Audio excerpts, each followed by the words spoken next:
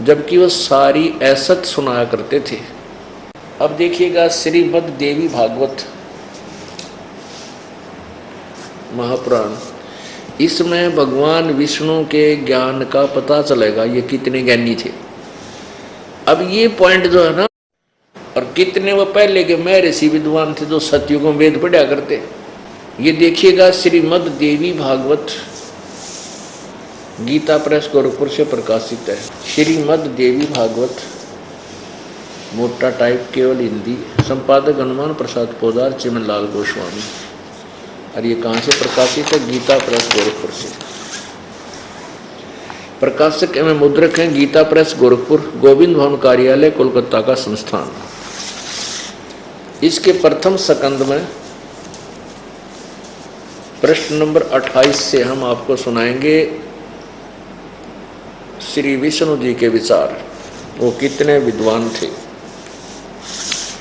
पहला स्कंद, प्रश्न नंबर 28।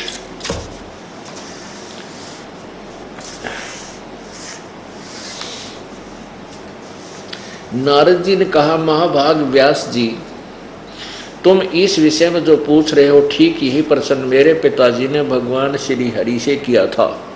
श्री हरि विष्णु जी को कह रहे हैं। देवादिदेव भगवान जगत के स्वामी, भगवान जगत के स्वामी हैं। लक्ष्मी जी उनकी सेवा में उपस्थित रहती हैं।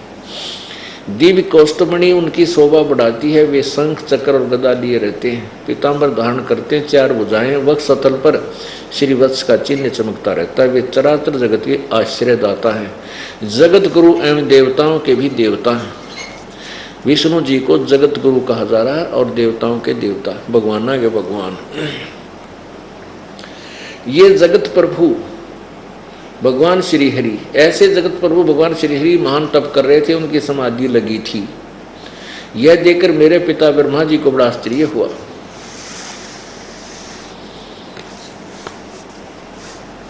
अतः उन्हें उनसे जानने की इच्छा प्रकट की। ब्रह्मा जी ने पूछा, प्रभु आप देवता के अध्यक्ष, जगत के स्वामी और भूत भविष्य एवं वर्तमान सभी जीवों के एकमात्र शासक हैं। भगवान फिर आप क्यों तपस्या कर रहे हैं और किस देवता की आराधना में ध्यान मगन है? किस देवता, किस भगवान की भक्ति करते हो, किसके ध्यान में लगे हो? मुझे असीम आश्चर्य तो ये हो रहा है कि आप देवेश्वर एवं सारे संसार के शासक होते हुए भी समाधि लगाए बैठे हैं। ब्रह्मा जी के ये विनीत वचन सुनकर भगवान श्री हरि उनसे कहने लगे, ब्रह्मन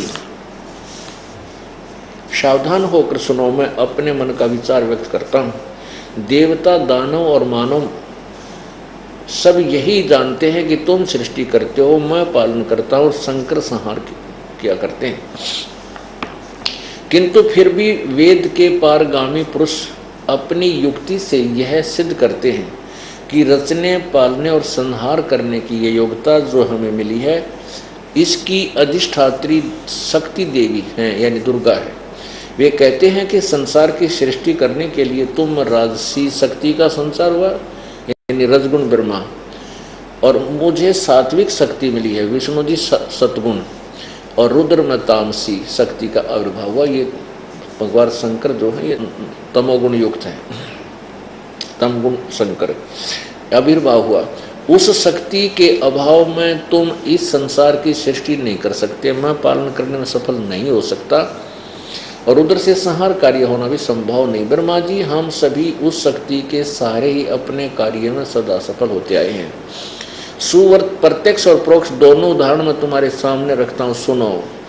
यह निश्चित बात है कि उस शक्ति के अधीन होकर ही मैं इस शेष नाग की सैया पर सोता और सृष्टि जाग करने का अवसर आते ही जाग जाता हूँ।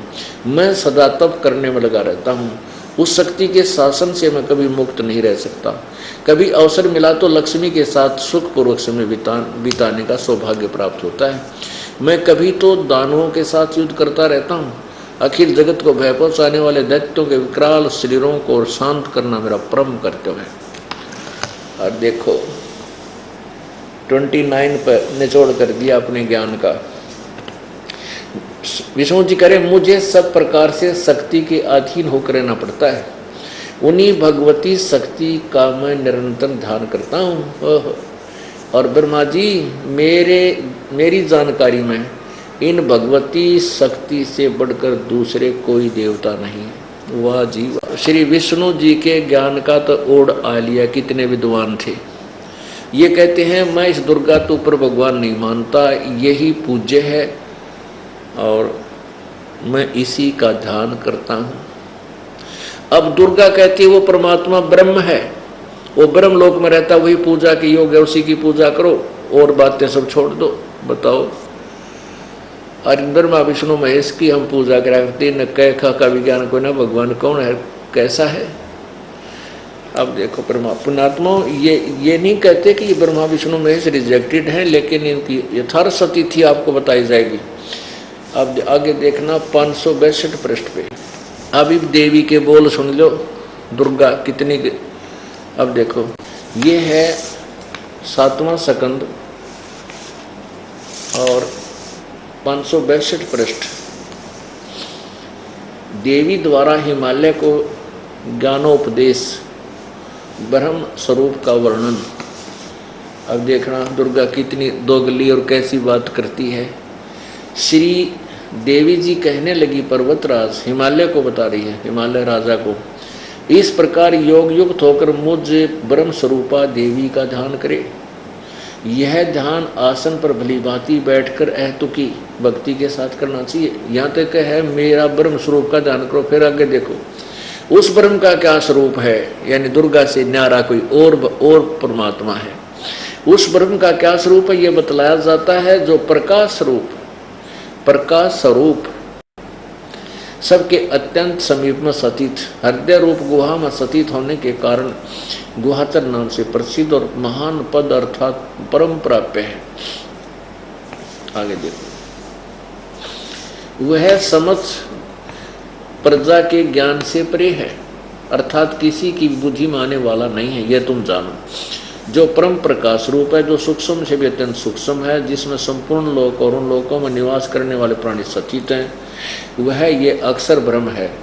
वह सबके प्राण है, वही सबकी वाणी है और वही सबके मन है। वह यह परम सत्य और अमृत अविनाशी तत्व है। सौम्य उस वेदने योग लक्ष्य का तुम वेदन करो, यानी उस परमात्मा ब्रह्म, इसने ब्रह्म की तरफ से संकेत किया, ब्रह्म को मन लगाकर तन्मय हो जाओ, उसको ही प्राप्त करने का उद्देश्य बनाओ, लक्ष्य बनाओ। सौम्य उपनिषद में कथित महान अस्त्र रूप धनुष लेकर उस पर उपासना द्वारा तीक्ष्ण किया हुआ बाण संधान करो और फिर भावना गुप्त चित्त द्वारा उस बाण को खींचकर उस अक्षर रूप ब्रह्म को ही लक्ष्य बनाकर वेधन करो। परवण यानी ओम धनुष है, जीवात्मा बाण है और ब्रह्म को उसका लक्ष्य कहा जाता है। अब देख कितनी बातें दोगली चोगली कर रखी। अक्षर ब्रह्म, अक्षर रूप ब्रह्म, और फिर यहाँ केवल ब्रह्म और यहाँ पर अक्षर ब्रह्म। अब इन्होंने कति ज्ञान का अज्ञान कर रखा सभी ने।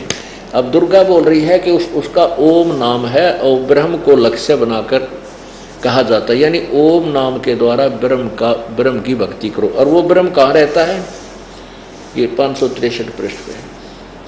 वह ये सब का आत्मा ब्रह्म लोक रूप देव आकाश में स्थित है। अब क्या कहने इनके ज्ञान के। कभी तो कहती है दुर्गा के मुझ ब्रह्म स्वरूप का ध्यान करो, फिर कर नहीं उस ब्रह्म का स्वरूप बताया जाता है, उस ब्रह्म का, और उसका ओम नाम है, ब्रह्म उसका लक्ष्य है, ओम नाम का से उसको प्राप्त करो और वो ब्रह्म लोक में रहता है। विष्णु जी कहता है कि मैं